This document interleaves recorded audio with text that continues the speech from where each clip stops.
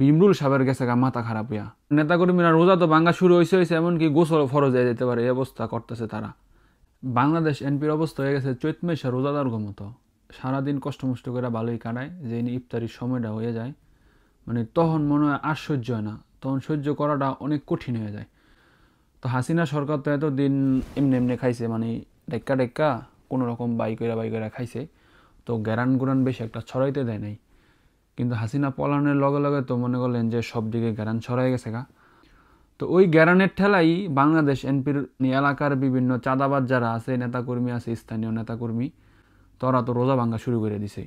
16 বছর রোজা রাখছে বেচারিরা, খাইতে পারে নাই, তো এই গ্যারান তো আর সহ্য করতে পারে নাই। তো অগ্নি দেখে আবার বিমরুল সাহেবের গেছে গা মাথা খারাপ হইয়া।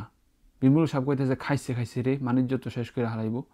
এভাবে রোজা ভাঙ্গা শুরু করলে তো অনন্ত জলিলের মতো যদি কয় যে হায় আমি রোজা খাইয়া, যদি এই কথা কয়, জনগণ তার এটি এখন বিশ্বাস করবো না। আবার হিসাব করে দেখে এখন যদি রোজাটা ভাঙ্গা হালাই অল্প করে দিন যদি সহ্য না হয়, তো আগামী 16 বছরও তো এই কাফারা দিয়েও তো এটা শেষ করতে পারব না। তো এখন কি করতে হইব?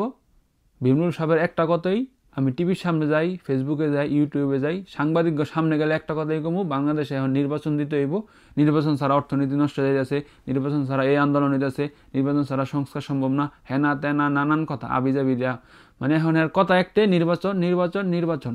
মূল ঘটনা কিন্তু যে একটাই, কারণ নেতাকর্মীরা রোজা তো ভাঙ্গা শুরু হয়েছে এমনকি গোসল ফরজ হয়ে যেতে পারে এই অবস্থা করতেছে তারা। আর আপনার নেতাকর্মীকে একটু কন যে আর অল্প কয়টা দিন সহ্য করতে। এখনো যদি মানে খাওয়ান লেয়া যদি এত কারাকারি লাগাই দেয়, তাহলে কিন্তু অবস্থা কিন্তু বেশি একটা ভালো হইব না, আমরা যেটা মনে করি। কারণ দেশের মানুষজন আর আগের মতো ওই চিন্তা ভাবনায় নাই, ওই ধ্যান ধারণায় নাই। তো একটু ধৈর্য ধারণ করতে কন, আর নাহলে এমন অবস্থা হইব দেখা যায় যে আগামী 16 বছর আপনারা কাফারা দিয়ে শেষ করতে পারবেন না। কেউ মনে কষ্ট নিয়ে থাকলে ক্ষমা করে দিবেন।